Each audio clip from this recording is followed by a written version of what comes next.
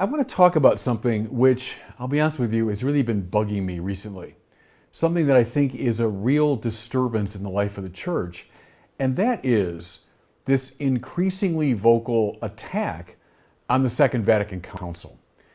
I tend a lot, to the social media, and you'll see in social media a lot of very strong voices that are articulating not a questioning of how the council is implemented, but a questioning of the council itself.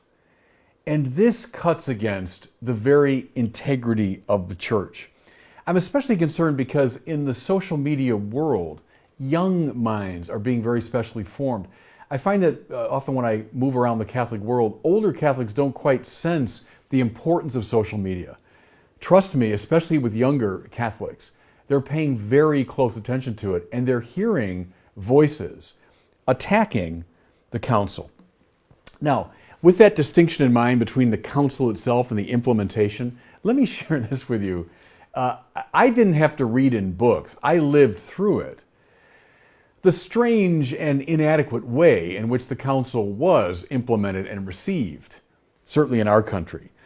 I remember vividly when I was coming of age, so go back to the late 60s and throughout the 70s of the last century, I remember doctrinal drift. I remember a church at war with itself, largely over questions of authority and sexuality. I remember wild liturgical experimentation. Yes, even a priest in full vestments coming up the aisle for Mass on a motorcycle. I remember that when I was a kid.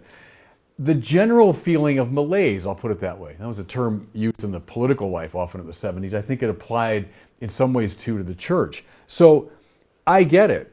In fact, I cut my teeth as a writer, as a critic of the implementation of the council in our country.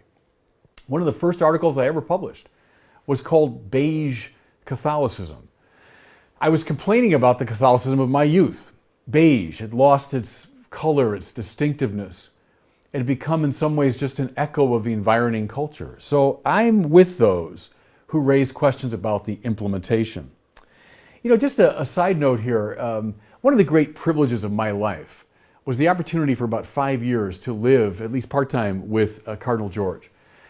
I lived with him as I was doing my work in evangelization. So I had the opportunity, once or maybe twice a week, to have dinner with him. And dinner with Cardinal George was an extraordinary privilege. He loved, if he didn't have appointments in the evening, just to stay for a couple hours.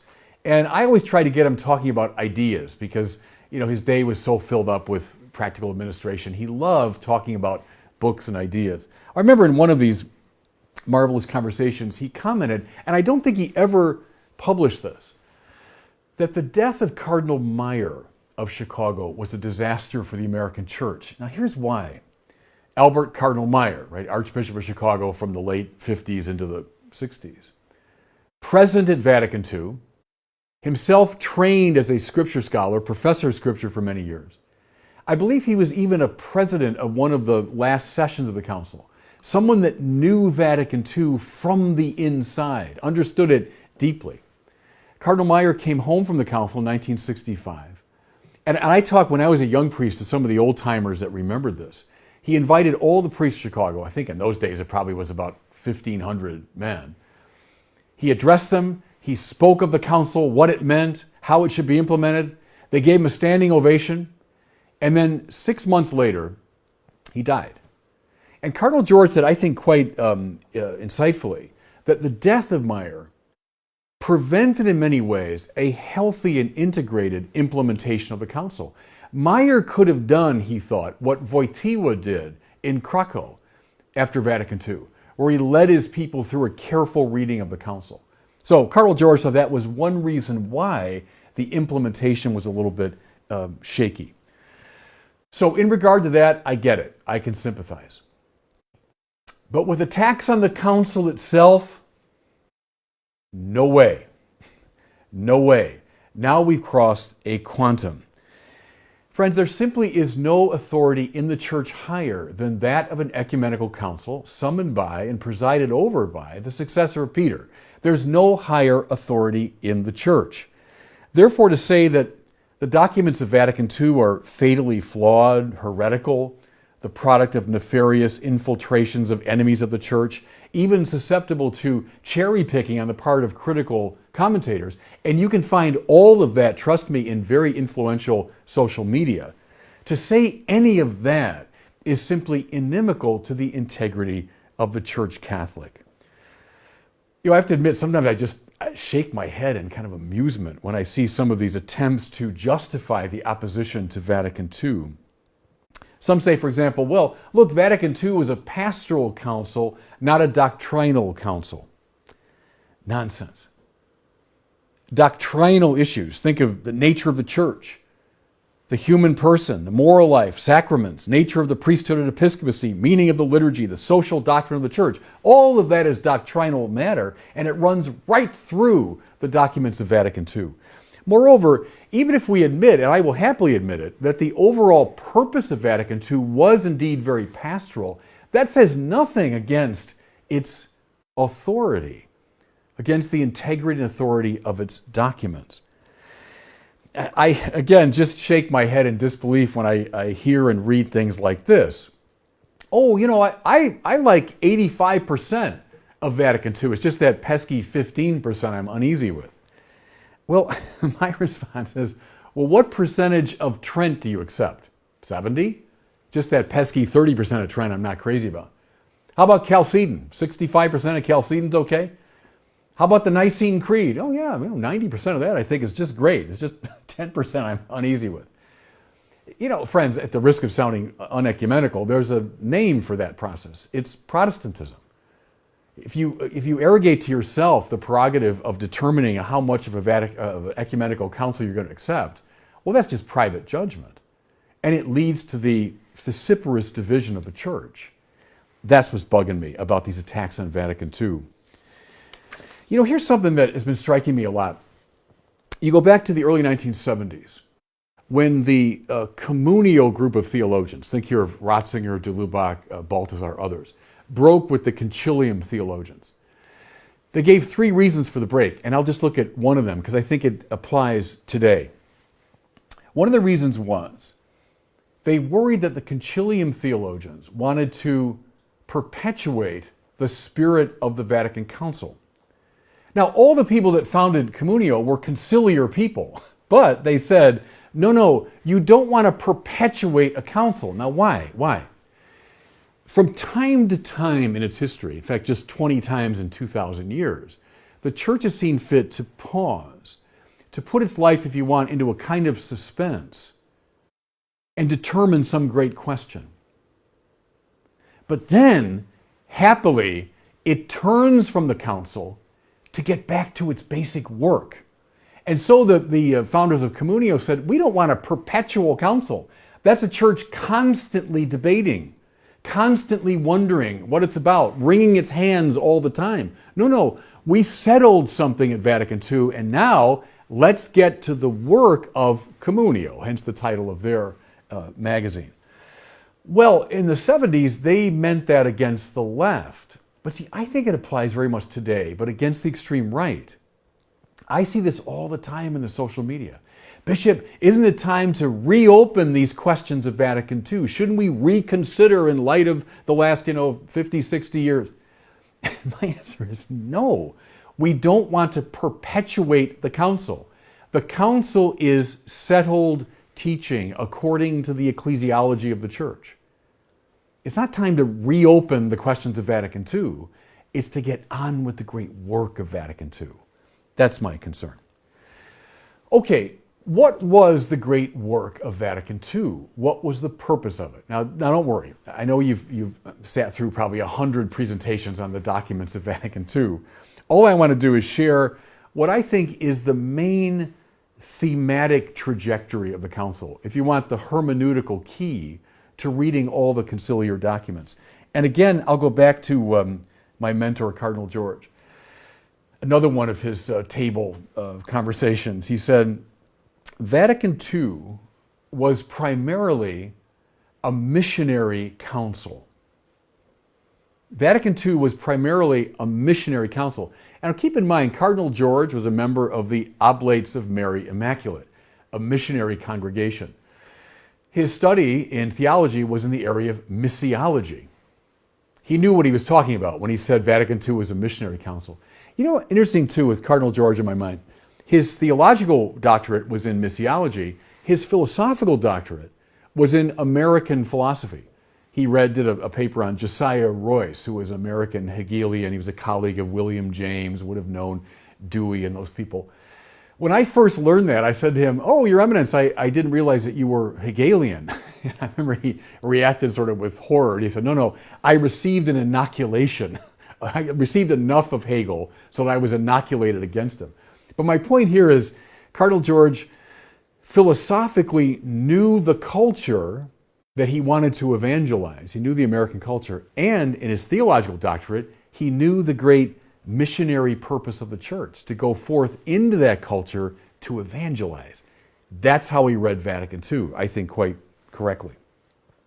Now let me just fill in this picture a little bit by going back to a small text, but a very influential one, from 1952 by Hans Urs von Balthasar. A little book called, in his German, Schleifung der Bastionen. That means raising of the bastions. Now, not R-A-I-S-I-N-G, but rather R-A-Z-I-N-G. Knocking down the bastions. Now, what's his argument in that book? His argument was the church of his time, he felt, was crouching too defensively behind its high medieval walls. It was filled with spiritual and theological treasures, but it was becoming incapable of sharing those treasures effectively with the modern culture. And therefore it's time, he thought, to knock down those bastions, to let the life out. Now, it's very important here. It's a very important distinction. Balthasar, as you know, was one of the great critics of modernity. I mean, he's no one-sided advocate of modern culture, modern philosophy. In fact, he was very critical of it. The project was not, let's let the modern world come rushing in through those broken walls. No. The idea was to let the life of the church out through those walls now into the world. Biblical image, Noah's Ark.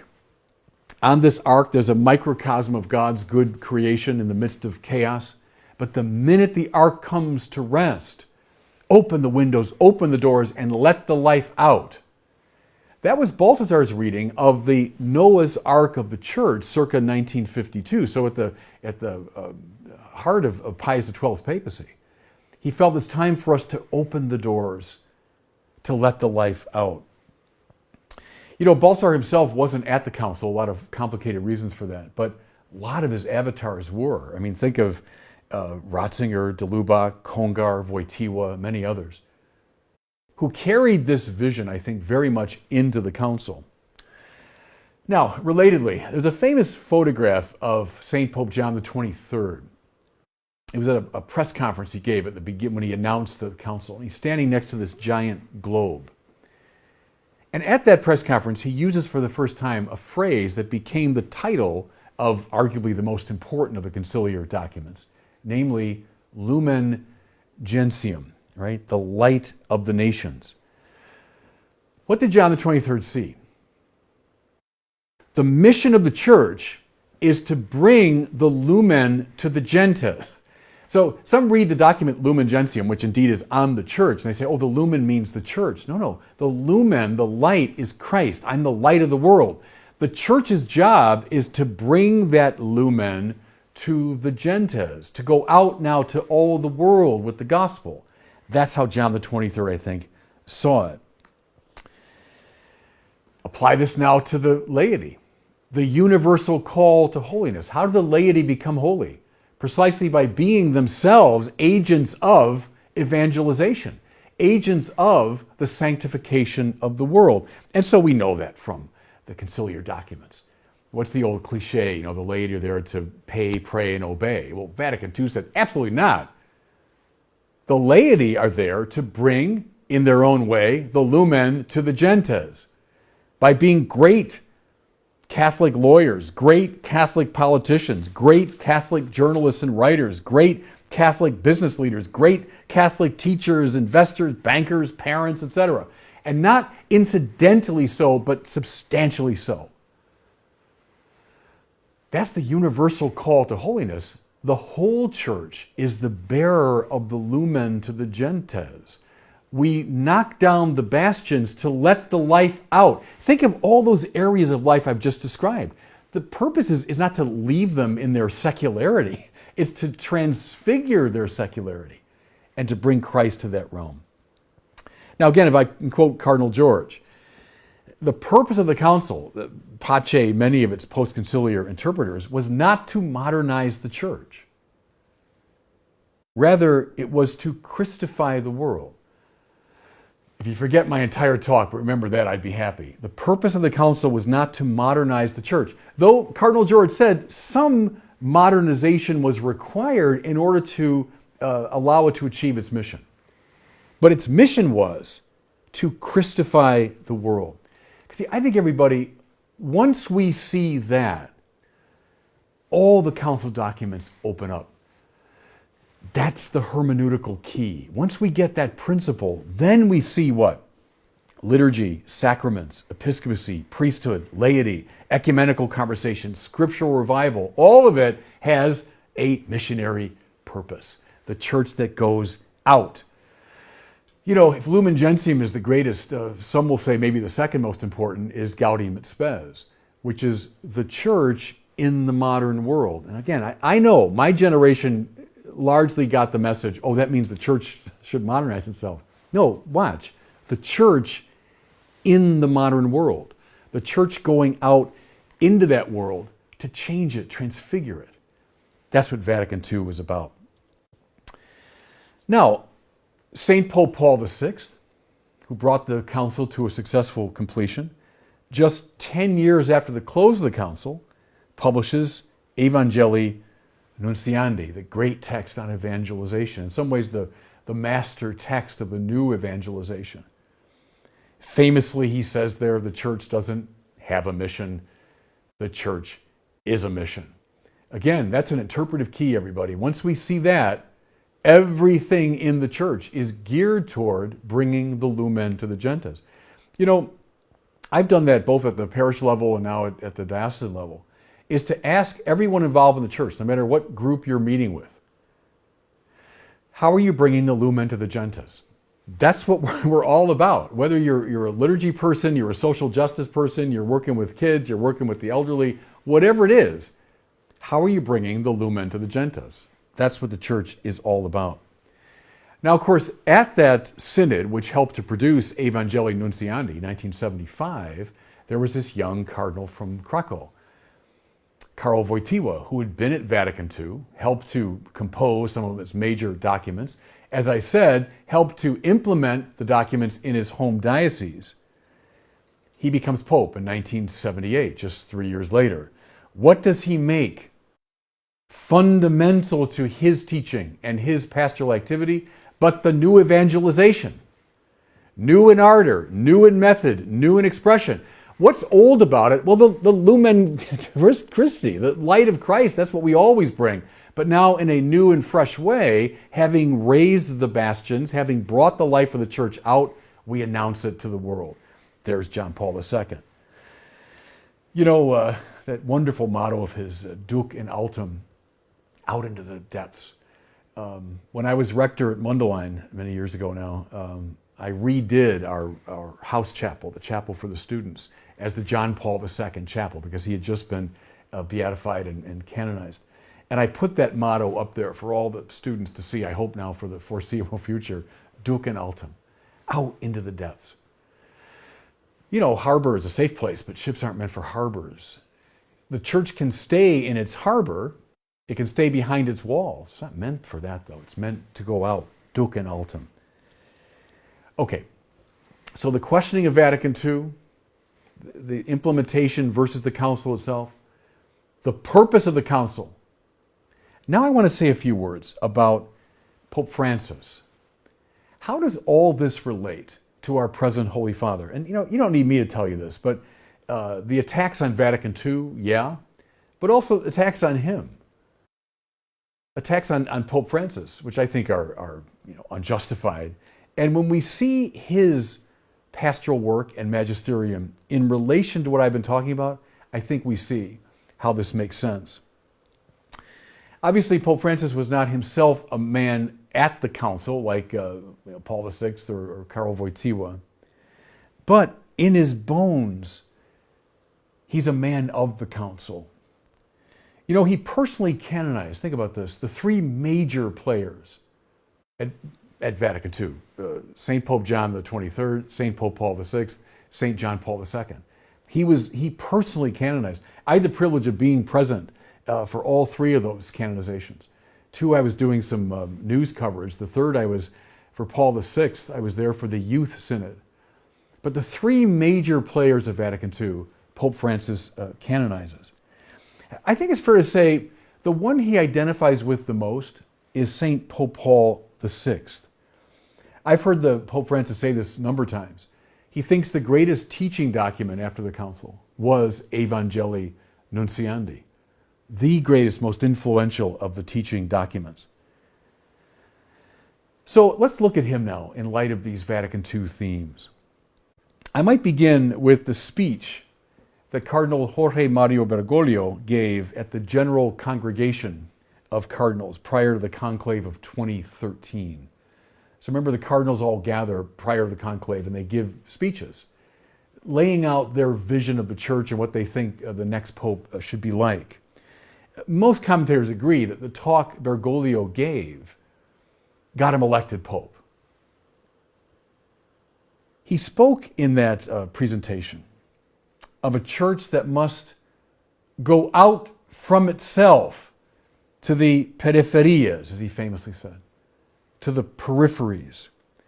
One thing I love is he specified not just the economic and political peripheries, but to what he called the existential peripheries. That means those who are alienated from God, those who've lost the sense of purpose and meaning. See, I think, especially in our country, God knows we have people on the economic and political peripheries, but we also have armies of people. I deal with them every day, especially young people, on the existential peripheries. What's the church's task?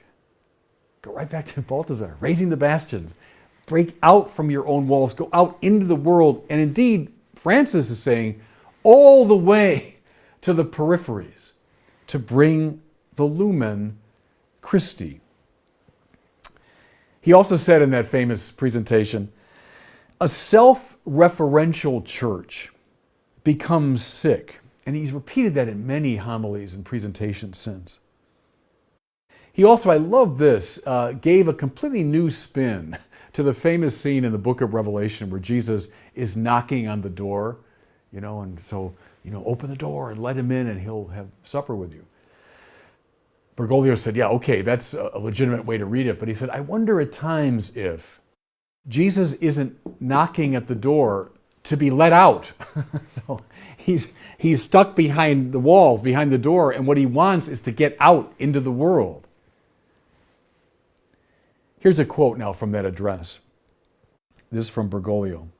Thinking of the next pope, he must be a man who, from the contemplation and adoration of Jesus Christ, helps the church to go out to the existential peripheries, that helps her to be the fruitful mother who gains life from the sweet and comforting joy of evangelizing. I mean, do you want his program? He laid it out in that statement.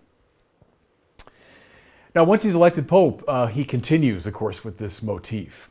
Here's one I love from a Chrism Mass, an address to priests on Chrism Day. He said, think of the oil of your ordination, but running down your head onto your garment, but then running all the way to the fringe of your garment, the fringe of your vestment, that it might now go out to the world. Clericalism, he said, this is, I think, a great way to characterize it, is when the oil of your own ordination, the oil of your consecration, becomes rancid because it doesn't flow out from you to the world. That's what a priest is supposed to be. That's Vatican II's vision of the priest or the bishop. I think the clearest indication of Pope Francis' continuity to Vatican II is in this document already referenced, Evangelii Gaudium. You know, I was with my brothers from the California Episcopate, and just before the COVID thing struck, we were in Rome for the Ad Limina visit, and we had an extraordinary 3-hour visit with the Pope. We were all there in a large, room, and the Pope came in and entertained our questions for 3 hours.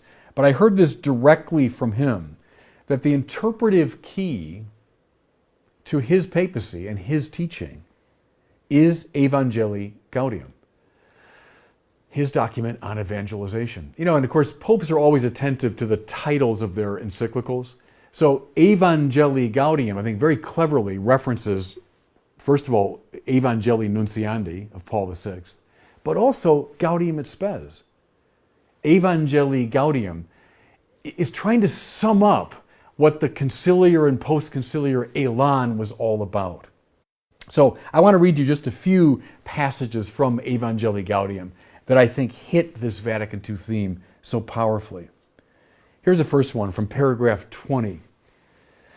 The Word of God constantly shows us how God challenges those who believe in Him to go forth. Here's something in paragraph 24. The church which goes forth is a community of missionary disciples who bear fruit and rejoice. How about this application of Sacrosanctum Concilium, the statement of Vatican II on the liturgy? Francis says, the church evangelizes and is herself evangelized through the beauty of the liturgy, which is both a celebration of the task of evangelization and the source of her renewed self-giving. This is lovely because the Pope here is citing a passage from John Paul II. But how Franciscan this sounds. How like Pope Francis. Listen. All renewal in the church must have mission as its goal, if it is not to fall prey to a kind of ecclesial introversion. Again, that's John Paul II. That isn't Francis, but Francis cites it with obvious enthusiasm. That's paragraph 27. How about this from paragraph 46? A church which goes forth is a church whose doors are open, going out to others in order to reach the fringes of humanity. Schleifung der Bastionen, raising the bastions, opening the doors, knocking down the walls to let the life out. That's the theme. How about this from paragraph 49? And he said he often shared the same sentiment with the priests of Buenos Aires. I prefer a church which is bruised, hurting, and dirty because it's been out on the streets, rather than a church which is unhealthy from being confined and from clinging to its own security. Can you hear Balthasar again there? Crouching defensively behind its walls.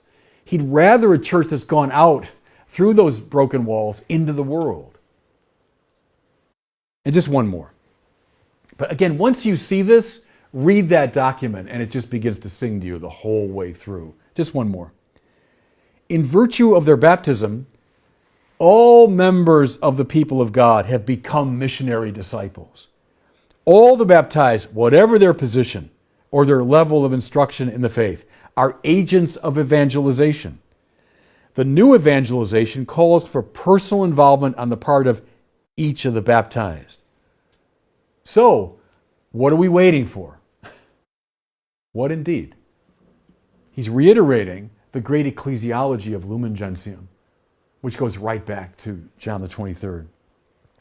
Could I encourage you, everybody, maybe reread Pope Francis. Go back over Laudato Si, Amoris Laetitia, Misericordiae Votus, Lumen Fidei. Go through his teaching documents with this in mind, because he said it directly and personally. The key to understand my teaching is Evangelii Gaudium.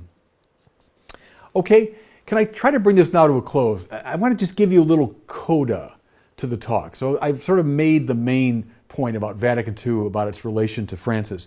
But here's a little coda about Francis' own intellectual formation. You know, I follow Tracy Rowland and others too in seeing this kind of scenario. Prior to the council, you've got a Rennian theological vision. Call it, if you want, a neo-Thomist or neo-scholastic. associated with a figure like Reginald Garrigou-Lagrange. Now, please don't get me wrong. I like Garrigou-Lagrange. I got lots of his books. I reverence him. But he represented a sort of older form of Thomism. At the official level at the council, probably like a Cardinal Ottaviani would have represented this neo-scholastic view. Well, I think it's fair to say that their voices were indeed heard in the period prior to the council.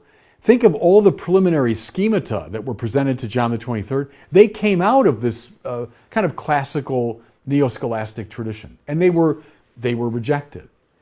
And after the great debates of the council, that point of view was defeated, I think it's fair to say. It's very instructive to attend to the vote totals of the Vatican II documents. You know what the closest vote was? It was on the document Dignitatis Humanae on religious liberty.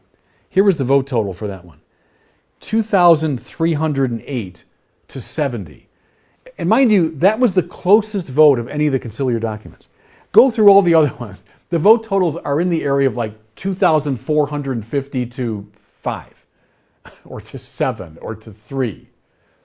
My point is, unless we think the Holy Spirit just took a vacation from 1962 to 1965, and unless we reject our theology that the Spirit guides ecumenical councils, I think we have to say that he spoke pretty clearly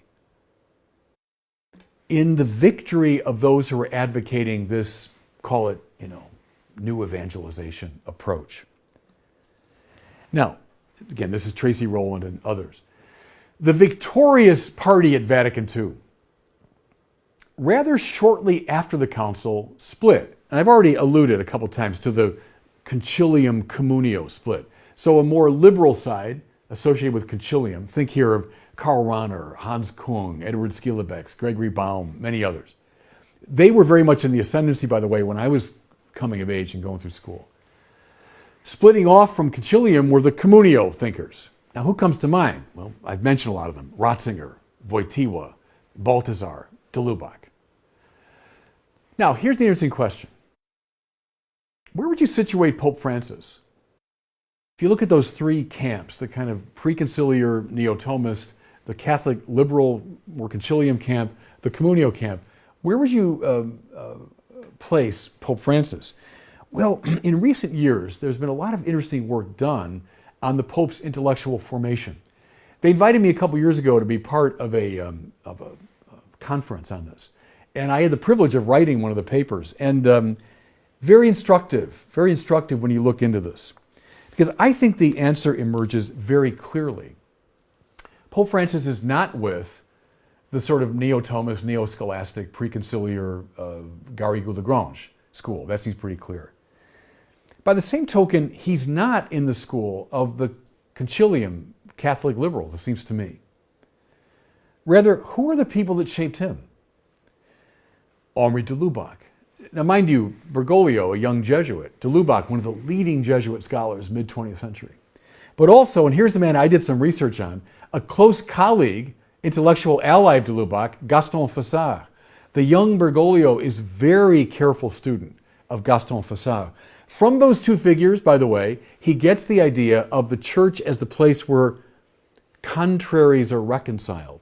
Think of de Lubac's book, published by Ignatius Press, Paradoxes. Well, read Fessard and de Lubac, that comes very much into Bergoglio's thinking. Who else comes to mind? Romano Guardini, one of the great figures in that communio school, influenced Balthasar, influenced Wojtyła, influenced Ratzinger. Well, Bergoglio commences his doctoral work by looking at the writings of Romano Guardini. Read Laudato Si again, but with Guardini in mind. Guardini writes a text in about 1920 called Letters from Lake Como, in which he decries the emergence of a sort of aggressive technocracy, a sort of aggressive, nature-defying technocracy. Read those texts from 1920 from Guardini, and now look at Laudato Si. It's not so much, trendy 21st century. It's very much 1920s Guardini. One more, Balthasar. Look through Bergoglio's writings, both pre and post-papal election, and you're going to find a stress on the via pulchritudinis, the way of beauty. Where did he get that? But from Balthasar. De Lubac, Fissat, Guardini, Balthasar, the great communal figures were the ones who had the greatest impact, it seems to me, intellectually on Pope Francis. Now, bringing this together. Catholics have been arguing with each other from the beginning. I mean, that's par for the course. I mean, there's nothing wrong with that in itself. From the Council of Jerusalem on, we've been arguing with each other. In a way, that's how the program goes forward. Think of the great scholastic theologians debating with each other. But there are limits to a healthy conversation.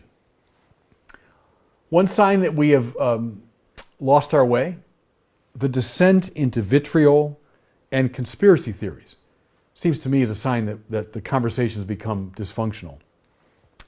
But two other clear indicators, friends, two clear indicators that a Catholic conversation has become dysfunctional is a disparagement of a pope, the successor of Peter, and the questioning of the legitimacy of an ecumenical council. What's on my heart right now is that there are too many voices in the church who are articulating those points of view. I'm all in favor of a lively conversation, but that's not the way to do it. I think what we need to do is not reopen Vatican II, not revisit Vatican II. That said old teaching. Rather, it's time, and it's been time for the past 60 years, for us to get on with the great work of Vatican II, bringing the lumen to the gentes, letting the life out, evangelizing the world. And God bless all of you. Thanks for watching. If you enjoyed that video, I encourage you to share it and be sure to subscribe to my YouTube channel.